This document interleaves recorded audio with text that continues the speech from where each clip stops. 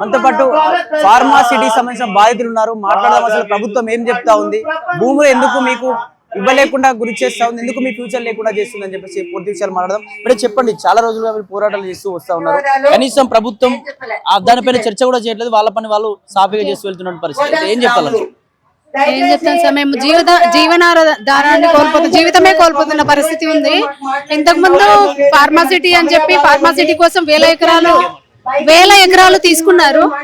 అప్పుడు ఏం లాభం లేదు, మాకు ఏం జరగలేదు, అంటే కోల్పోయింది తప్ప నష్టమే జరిగింది తప్ప మాకు ఏం ఎలాంటి అది లేదు. ఇప్పుడు కూడా మన ఫ్యూచర్ సిటీ అని తీసుకొస్తున్నారు, ఫ్యూచర్ సిటీ పట్టా భూముల మీదకే వస్తున్నారు.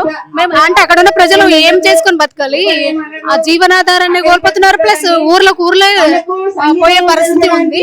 అక్కడ ఉన్న పిల్లలు అంటే వాళ్ళ పిల్లలు ఏం చేసుకొని బతకగలుగుతారు. పేరెంట్స్ కు మొత్తం ఆశ కోల్పోతున్నారు. అందుకని మీరు ఇది మా భూములు మాకే ఇవ్వాలి. అందులో ఎంత మంది బాధితులు ఉన్నారు, మొత్తం ఎంత భూమి ఉందండి, మొత్తం ఎన్ని ఎకరాల భూమి? 10,000 ఎకరాల భూమి పైగా ఉంది సార్, 10,000 ఎకరాల పైగా భూమి ఉంది. ఇప్పుడు ఈ పరిస్థితుల్లో భూమి దొరకట్లేదు అసలు. అంటే బాగా ఆస్తిపరులు ఏం చేస్తున్నారు, కోట్లు పెట్టి భూమి కొనుక్కుంటారు. ఎందుకు కొనుక్కుంటున్నారు? భూములు దొరకని పరిస్థితి ఉంది. మరి అలాంటి పరిస్థితులలో 5 లక్షల పరిహారం ఇస్తాము, ఫ్లాట్ ఇస్తాము అని చెప్పి ఆశ కల్పించి మీరు ఇలా భూములు 5 లక్షలకు అసలు కోట్లు ఎక్కడ, 5 లక్షలు ఎక్కడ? అదొకసారి ఆలోచిస్తే వాళ్ళని ఎంత నష్టం అవుతుందో తెలిసింది. ఎంత ఎకరా ఉంది అక్కడ, ప్రభుత్వం ఎంత చెల్లిస్తా ఉంది వీళ్ళకి?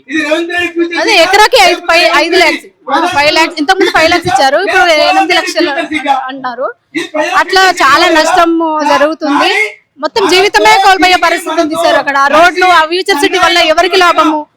అక్కడున్న పేద ప్రజలంతా ఏమైపోవాలి అంటే ఊర్లే పోతున్నాయి కదా, ఏమైపోతారు? అదొకటి మా దృష్టి. అంటే ఏ రకంగా మీరు ఆలోచిస్తున్నారు, ఫ్యూచర్ అనేది ఏ రకంగా జరుగుతుంది, ఇది దృష్టిలో పెట్టుకొని మీరు మా భూములో రాకుండా ఉంటే మాకు అదే చాలు.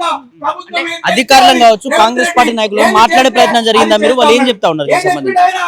అసలు వాళ్ళు మాకు ఎలాంటి నోటీసులు కానీ, ఇంత మేము ధర్నాలు చేస్తున్నాము, మా భూములు మేము ఇవ్వమని చెప్తున్నా కూడా వాళ్ళు ఎలాంటి నోటీసులు ఇవ్వలేదు. మా దగ్గర కూడా ఒక్కసారి కన్సల్ట్ కూడా కాలేదు.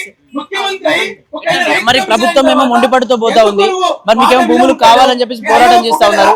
నెక్స్ట్ మరి కనీసం వేరే ప్రతిపక్షాలు సపోర్ట్ చేస్తున్నాయా మీరు? వాళ్ళు ఏం చెప్తా ఉన్నారు? ప్రతిపక్షాలు అంటే మేమే పోరాటం చేస్తున్నాము. ఇన్వాల్వ్ ఎందుకు చేయం సార్? ఎవరు వచ్చినా కూడా ఇన్వాల్వ్ ఖచ్చితంగా చేస్తాం. ఎందుకంటే మాకు ఏమంటారు, మాకు కావాలి, అందరండా కావాలి కనుక మేము ఖచ్చితంగా అందరినీ స్వీకరిస్తాం. ఎవరు వచ్చినా కూడా మాకు ఈ ధర్నా ద్వారా ప్రభుత్వానికి మీరు ఏం తెలియజేయబోతారు? మేము మాత్రం భూములు ఇవ్వము, అసలు ఇంచు భూమి కూడా మేము ఇవ్వము.